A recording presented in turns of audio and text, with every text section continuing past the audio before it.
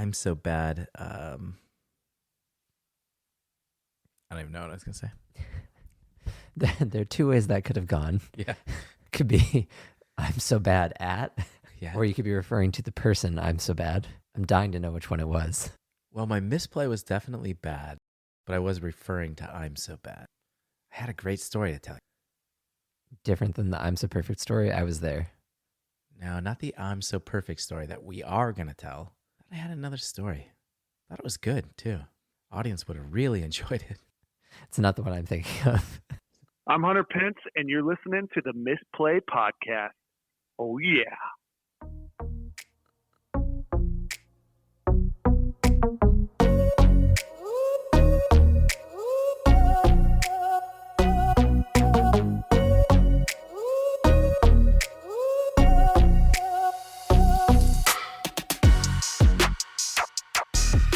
Hello, and welcome to the Misplay, where we take smart influence when we should have taken social influence. My name is Mark. My name is Jason. You pulled a misplay out of our playtest in Animal Kingdom. Half of it's the icons. I should have known what they are, but sometimes I don't. The other half is a great example of how bad I can just be at games. Like, just bad. Because I did have an amazing plan. I was going to become, in our game, a smart flyer, or a candidate for the smart flyers.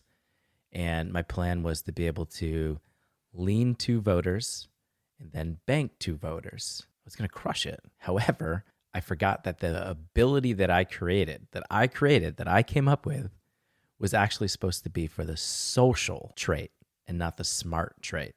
So we start the game and I gain 2 flying influence, I gain 2 smart influence, and then I go to do my, my combo. And I can't do it. Too smart, not social.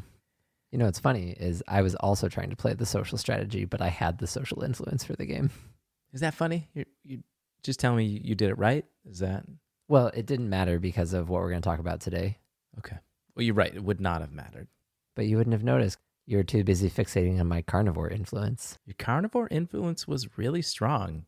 And I think that particular ability I really like. Mark is referring to the trait in the game for carnivores. The first ability was other players couldn't follow them. So we have in the game currently what we're calling a crowding mechanic. If you go to the same location, a same habitat as another player, you get bonuses and then additional things trigger in the game. And Mark's character was a carnivore, and the first ability was carnivores couldn't be crowded. You couldn't go to a habitat that had a carnivore unless you were also a carnivore. Second ability, Mark started eating Arlene, so his stronger ability allowed him to eat another voter in someone else's leans when he banked one of his voters that were carnivores. I felt like I had a great personality for a serial killer candidate. Yeah, I didn't think about that. And it just didn't matter. You know, the idea with the last playtest was to play around with the abilities and to see if using these abilities made the game feel different, that the characters, or in our case, just you and I playing, felt like we were on a different... Felt like we were different people. Different characters. You know, I re-listened. It's funny you say that. I re-listened to the last podcast, and I couldn't believe the number of times that I said people. Like, we want to be people in the game. And I just kept going, it's the Animal Kingdom. There's not any people. I know people is kind of like, they understood what I meant. Sheeple. I'm going to say a hard no. I'm going to shoot that idea down now. But I see what you did. The person walking around in the Animal Kingdom is not going to be a human trying to become the elected official of all of the animals. So I might keep doing it, but I have to make sure to say animal or voter. No, not voter even. Like, I mean, they do get the vote, but I have them conceptualized as voter in my head for the vocabulary of the game. What about the people who, voter for the voters, but what about the people who are trying to become the ruler? They're candidates in my head. Candidates. So that's the verbiage I got to use, not people. Sure. We'll get into that. What are we doing on today's episode? We're going to tackle the tier 0, the OP strategy. You keep saying tier 0. I have no idea what you're talking about, but I really like it. It sounds very business. You played a competitive card game for multiple years. I'm sure that was a thing that you've heard before. Oh, like the best deck? Mm-hmm. Oh, Like so far the best deck that you have to play it. Like Cawblade was tier 0 if you were playing Constructed Magic during that era. okay. I understand now. Yeah, I thought it'd be bigger or better. No. While I was being a carnivore social butterfly with my fancy character and my cool abilities, I'm so bad broke the game. Yes. And you broke the game or would have broken the game if you played last time. Yes. So our work here is we've got to solve that first. Because I had a blast being a carnivore social butterfly, but my decisions in the game didn't ultimately matter because of the way that the have one influence of everything strategy worked out, in the way that you could auto bank. It insulated you from being crowded in a way. It actually made being crowded beneficial to you. So there were a lot of things that having that strategy be present in the game and so easy to access becomes prohibitive for other things. And we'll explain and talk about that strategy in a minute. But today's episode is sponsored by Koenig Creations. Koenig Creations is a print and play design studio that seeks to make accessible, fun games that are easy to print. Their games include Vault, a solitaire dice game, and Flip Freighters, a competitive flip and fill game. Both games have been adapted for Board Game Arena and are available to play for free. Their newest game, Elevator Operator, has players channeling their inner AI as they seek to get customers up and down to the preferred hotel floor. If you'd like to know more about Koenig Creations, visit their website at Koenig Creations, KOENIG-KREATIONS.com. Koenig Creations. Easy to print, easy to play. They have such a good slogan. I love it. Easy to print, easy to play. Rolls off the tongue a lot more than a podcast about creating a board game company that creates board games. You guys are still heckling me about that. It was a good try. Thank you. We've shortened it once already. It's just going to be a podcast eventually. The Misplay, a podcast. Well, I feel like it's one of those things that we workshop. I think back to word warpers. I like playing with words. I like writing the articles. I don't know what you think about writing the articles. I know you always add a little piece whenever a newsletter goes out, but I'm not sure like what your stance on writing as recreation is. But I'm venturing a guess you might not be the storyteller. Funny you say that, because I went to college my first semester to be a writer. I wanted to be a sports journalist. And first semester in school, I did terrible. I mean, absolutely. I'm not sure you can do worse. Were you playing too much WoW? It's an even funnier story, but He is a storyteller. I take it all back. but I always say I didn't have a good experience my first semester in college, and I didn't enjoy my writing classes, and I stopped, and I switched and became a business major. Here we are. Systems. Telling a story on a podcast. Yeah. So I did want to be a writer. I am not. I learned something new about you today. Where are we? We're at an interesting spot in designing Animal Kingdom. We've had 2 playtests since the last show, which is a big increase for us. Yeah, that is. But in those 2 playtests, we've started to hone in on, dare I say, the turn. Oh, yeah. No, we're there. We're there? I think we're turning. We're turning. We're in the turn. Well, we're going to need to take a detour because we found a break in the road, in the game, in the design. You got a turn to go, yeah. And we need to address that first. So we talked about it earlier. You and I'm So Bad you solved the game essentially, right? Yes. So the first playtest, so Mark said that we had 2 playtests. The first playtest, neither I'm So Bad or I played. We were both observers.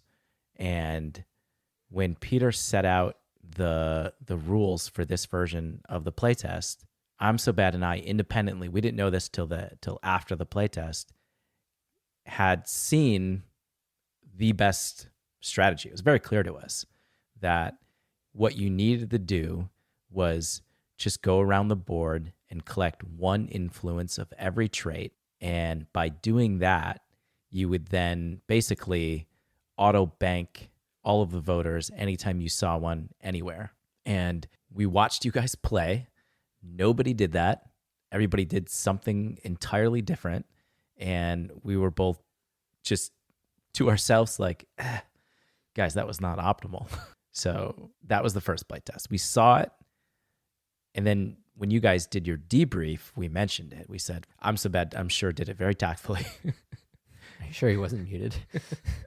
He might have been. But yeah, we pointed out that nobody did that. We're like, guys, why did nobody do that? I'm calling it now rainbow strategy, one of everything. So because I didn't play, I was really eager to get another playtest going.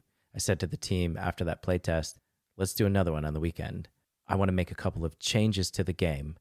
I want to add some abilities, and let's play again. Using the feedback that you guys had given us already, we made a couple of changes to the game, and we played on the weekend. And I'm So Bad and I talked before the game.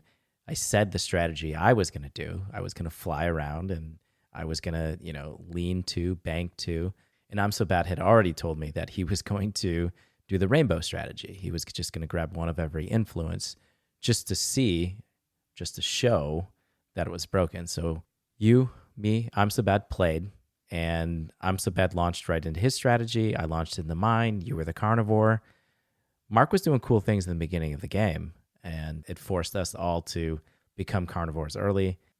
Once I'm So Bad's strategy became apparent, he had nearly all influence. What would happen is when he would go to a habitat and reveal a voter, so they're face down, he arrives, he announces he's going to do a rally, the voter flips over.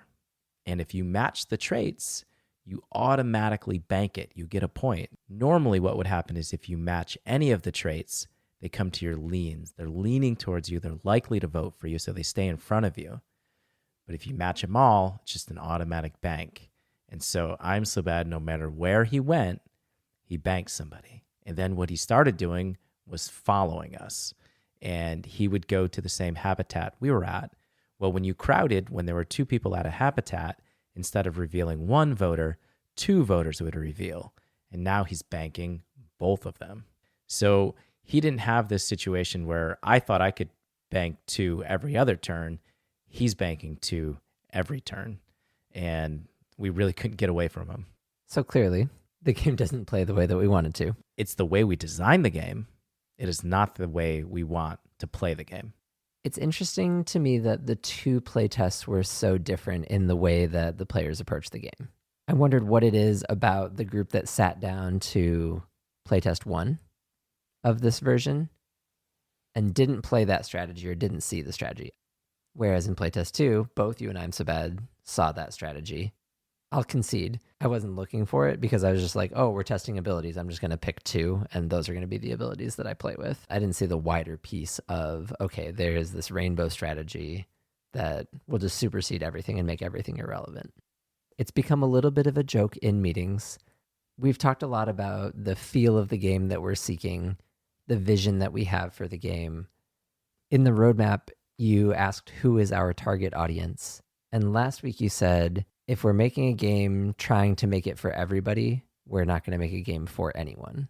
And I think the microcosm of these two playtests, playtest with group 1 and I'm going to call it the Power Gamer playtest with you and I'm So Bad, different people seek different things in games. And the way we play, we seek different things in the way we play.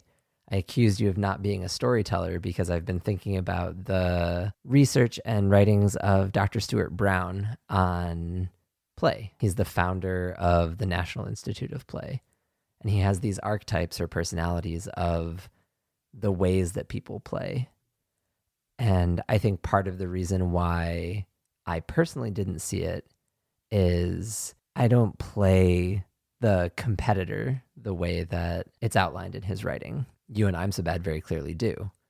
You like keeping score. You always want to be beating me. Always. Like, you've shown this to me now, and we're going to talk about it. And I've looked at the list, and as much as I want to say I'm all these other things because it's nicer to be some of those things, I am and have always been a competitor. Even now, when I say, oh, winning's not the most important thing to me, and as a teacher, I'm teaching that, I'm still a competitor. I still want to win. Which is fine. For me, I find the more that we've talked about games, I'm much more interested in the storytelling facet of my play personality in board games. I had quite the back and forth with I'm so bad about the need for a card or something to signify my presence as like campaigning, gaining influence. I was like, it's just in the story. Like it's woven into the game. It's woven into the fabric of the game that you go, you campaign, you get your influence. And for I'm so bad, that wasn't enough. He needs a more concrete representation of how we're going to do that. When we come back to the problem of we have this broken strategy, one, we have to fix the broken strategy because the game doesn't play the way that we want it to. It's designed in a way that doesn't let us play the way that we want to, which I think has to bring us back as a design team to think about what things are we incentivizing in the game? Because you and I'm so bad are going to find the things that optimize for scoring. And I think what I would love to see and the way we build a broader appeal is to have incentives that allow for more of these play personalities to have viable strategies of playing in the game. Yeah, and I know we're getting like really close to just talking about balancing, which is going to be a big part of this game in its current form. But I imagine that's a big part of a lot of games when you're designing games, especially when you have different characters and different ways that you can play. We don't want a situation where the best way to play our game, this was one of the things I think people really didn't like about Wingspan. As great of a game Wingspan is, that I think it is. Mark's not a huge fan of Wingspan. Wingspan's a really great game. It's a really beautiful game. It's beautiful. It plays very logically. It has a lot of appeal in the way that you're strategically moving resources around. I think I would just categorize it in the subset of games that is not for me. And I think with the base game, one of the strongest things that you can do in just the final round of the game is just to lay eggs. And it really doesn't make sense to go and do these other things. And so we want to make sure that that isn't the case with what we're building. We want to make sure that there are viable strategies all the way through the game. So we're talking about the flyer, we're talking about smart and social, carnivore, but we also want there to be a compelling reason to play the herbivore or the omnivore in the game or to go after those voters. So there's going to be a lot of conversations about balance for sure, for no other reason than, hey, this is our first time doing it, right? We play the games and we can see broken strategies. Creating a game and then making everybody as even as possible is hard to do. But we're trying to come up with ways right now to make the other traits just as viable. Because right now, I just want to play a carnivore now on our next playtest. I just want to be the carnivore. Coming up with ways to draw people to another set of traits is going to be key. I agree with you that balance is important, but I think it's adjacent to the incentives that we actively want to put in the game. And what I mean by the incentives of the game, we know that the winner of Animal Kingdom is the person who gets the most votes. But in thinking about the pathways that we want to create to getting the most votes, I think is where we want to be able to appeal to different kinds of players. I'm reticent to go talk about just Magic the Gathering, but Mark Rosewater did some early writing on different player archetypes in Magic the Gathering, where you have your hyper-competitive player, you have your combo player, and you have your player that just wants to find cool things that are appealing to them. And I think there's a lot of truth, and Magic has such broad appeal, but there is some value to what are we going to put in for the hyper-competitive players that want to play this hyper-competitively with each other? What do we want to put in for the person who just creates their headcanon of, yes, I'm the carnivore socialite, so I'm the serial killer candidate. Yeah, we want to really consider how they feel. Allowing things in the game to incentivize players to explore those aspects of the game where it isn't just a min-maxing game. So I want to jump in and just say, I understand what you're saying. I get that. But I'm also I just want to win the game. Why do you want to do all these other things? I just want to score the points. But I'm listening to you because I agree with you. I think you can't just build a board game for just me. I mean, we did. It was Mark versus Jason. That was all about min-maxing and destroying Mark. But I think there are ways that we can design the game, and my brain might not be sophisticated enough to think of it on the spot or how to do it by itself. But why can't your cool flyer bank combo be a viable strategy, whereas a more straightforward, like map-based strategy could be a viable strategy? And then like now you give your min-maxers like different things to try and min-max. Can I win with the flyer strategy? Can I win with the map-based strategy? But you also create variety that allows the explorer to try different things every time they play the game. Part of why we have to take this detour to solve the rainbow problem, we can't put any of those things that we'd like to incentivize in the game while the rainbow strategy persists in the game. You've given a couple of the names already just in your talking, and I'm catching them because I've looked at the list and I've heard the different ways that people want to play. Run through them. Very quickly. This is Tuckman, right? This is Dr. Stuart Brown. I just had to squeeze Tuckman in. We missed our chance with business systems earlier. Yeah, I was a little sad. According to some of his writings, there's a joker that likes to make people laugh and play practical jokes. The kinesthete likes to move, dance, swim, and play sports. There are explorers that like going to new places, meeting new people, exploring different experiences. There's the competitor who likes all forms of competition. You Let's like to keep go. score. Let's go. You like to keep score. Yes. Oh, yeah. You like winning. Even as a kid, like I just playing anything, there was score. You must be a hybrid of competitor in this next one. The director enjoys planning and executing events and experience, throwing parties and outings, leading the way. I do, but like I said, there's like little parts of these things like I want to be, but I just keep coming back to the competitor as like the primary aspect. I mean, and that's fine too, but I don't think anybody exists in a vacuum of solely the competitor. Sure. You can be more than one thing. Thanks, man. No problem. There's also the collector, which I feel like is the rainbow problem. Likes collecting, whether it's objects or experiences. I feel like this is the person on PlayStation who gets like all of the Side quests. And then all of the Trophies. Yeah, all of the trophies. Like All the achievements. all the in achievements Eternal. in Eternal. Like I never chased any of those. Didn't matter to me. You've got your artist and creator who likes creating, fixing things, making something new out of the components they have. And you have your storyteller who likes to use their imagination to create and absorb, expresses their play through kind of their imagination. Not all of them are necessarily things that would translate perfectly into a board game, but having a framework of ways to appeal to different types of players, I think, is a smart business decision, Jason. No, I already see this going into like, I can see it on the Kickstarter page, like how we are bridging ourselves and how we are like making the game accessible to people who have different play patterns and different reasons for playing a game. I'm already seeing the marketing behind this. I like it. I just want to have fun. And here you are business systeming it, collecting email addresses on newsletters. Yeah, trying. It's tough out there. Misplay.com. Circling back then, if we want to think of creating space in the game for a variety of players, we still need to mechanically solve the rainbow problem. Here we are. We're getting ready for another playtest.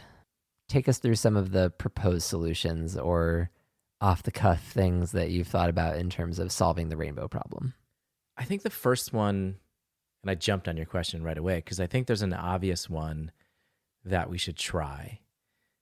Right now, the game is broken down into, let's call them 3 categories of traits.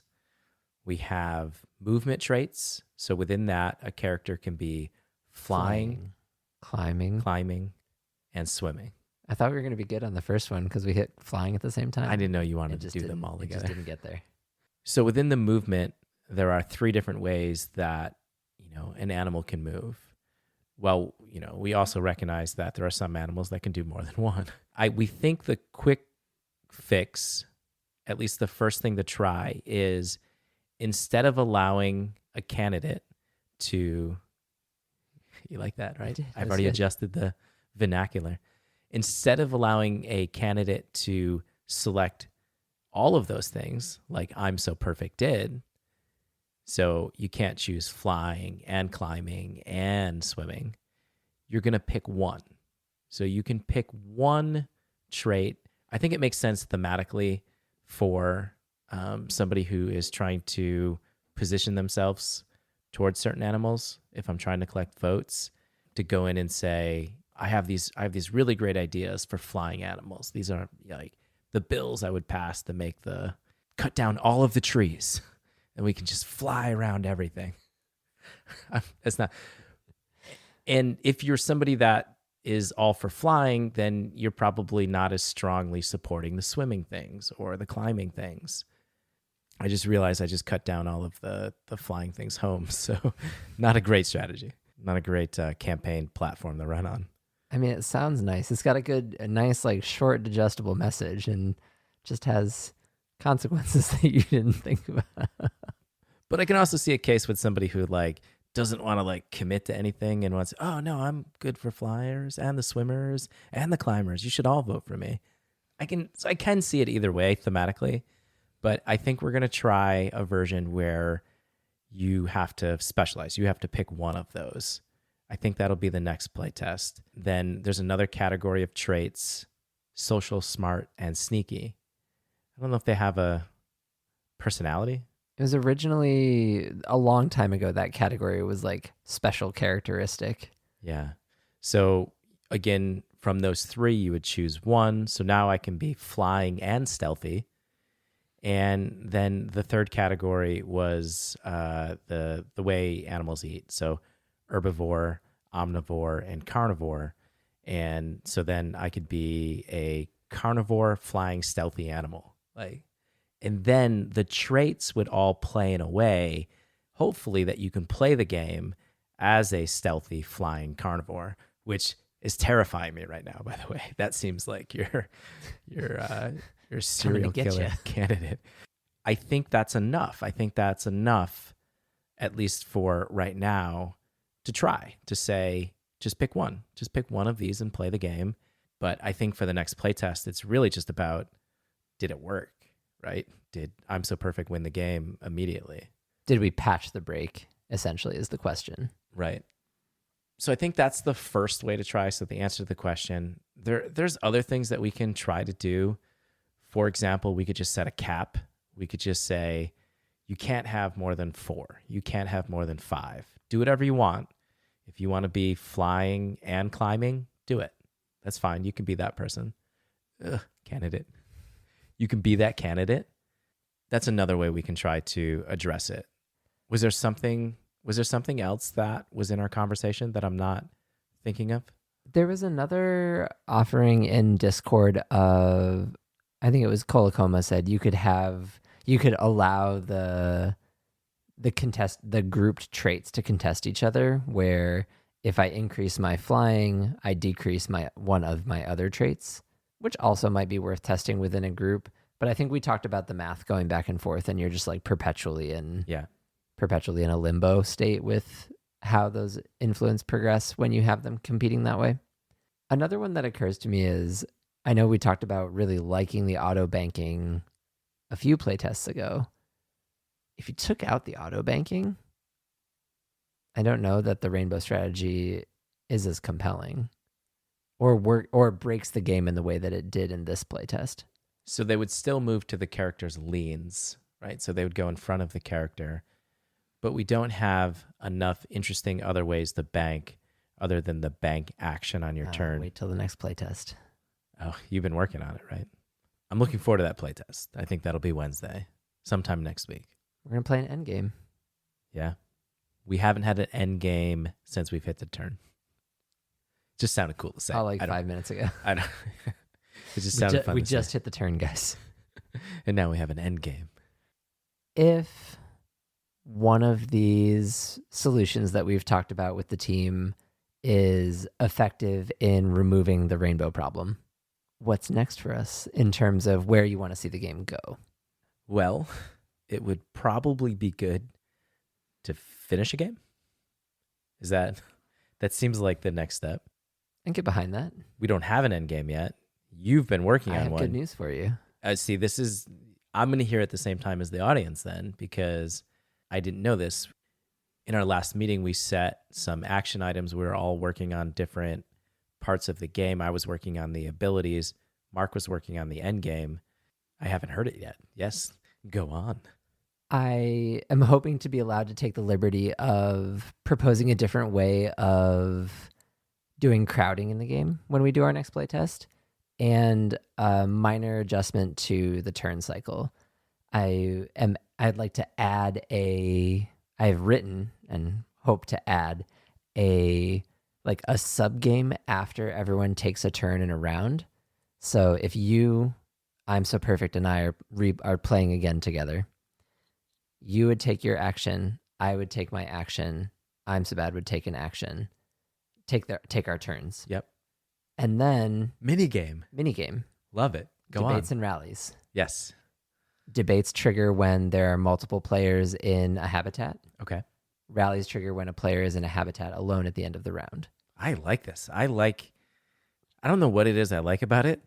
I like having the turn and then something else happens. Well, it simulates like you're doing your campaigning, and then it's going to simulate the event of I either debate one of my candidate opponents or I'm going to rally my base. Broad strokes, debates are places where you kind of risk voters to come to your leans. Yeah. And rallies are our opportunity to bank more voters at a time. I love it. I'm just smiling at Mark. I'm like, yes, that makes sense to me. The other piece that this is going to introduce is I want to introduce issues, where we have issue cards, and debates will center on an issue, rallies will center on an issue, and then as issues will track on the campaign trail on a tracker, and the end game will trigger when we have accumulated a certain number of issues on the board. Okay. And then once the end game hits, it's election day. Yep. And so there'll be a process for revealing some hidden issues, and then voters will vote on the hidden issues as kind of like an end game, add some voters to your bank. Could somebody move from somebody else's lean to me in that end game? It's a good question. Probably. They probably have to. Okay. I'm just curious. I don't know. That's a good question. One of the things that we've been struggling with the first two playtests is there haven't been a lot of voters in the leans because of the auto banking and the rainbow strategy. In this next version, I'm hoping to see that there'll be more voters in the lean sections so that different things can happen in the game, like you were describing with the rallies and the debates, where they can be interacted with and maybe moving up and down and not just into your bank. I think that makes me want to just not play with auto banking in the next playtest, just to see how this version of rallies and debates plays. And then if the team likes it and if we think there's legs, I think debates and rallies in this new crowding framework will provide a lot of opportunities for us to inject more interesting decisions into the game, whether it's character abilities or your hippo cards, whatever other levers or pieces we want to include or add. Well, I have good news for you, because when we make the changes to the traits where you can only choose one in each category, it is going to eliminate the odds of you being able to bank things automatically, because there's going to be far fewer animals that all have that have those three traits. You won't have, as a candidate, you won't match because with I'm So Perfect strategy, you matched every single one of them because he had one of each. Well, now you're not going to be able to do that. So I think you're going to be okay. I think we're going to see a lot more things stay in the leans. Makes the next playtest sound really cool. I wish it was tomorrow. That's a story for another time. We're getting there. Like you said, even in the last week, we've had 2 playtests. We're talking about 2 playtests that have happened in the last... We're doubling our productivity, boss. The Misplay podcast is brought to you by Mike C., Missy, JP Savard, Parney, Kyle Flowers, Adjos, Brian, Binns, and Peter. Consider donating at patreon.com/themisplay. If you'd like to become a featured sponsor of the show, find our FAQ in Discord.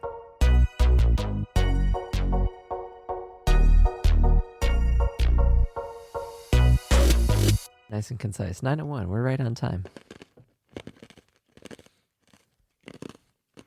Hello, and welcome to the Misplay, where we take smart influence when we should have taken social influence. I'm literally chewing the ice. You don't have headphones on though. You're doomed. You're gonna hate this episode. But I didn't do it on purpose. I didn't do it on purpose. All right, I'll take it out for you Thank you. because we're gonna redo it.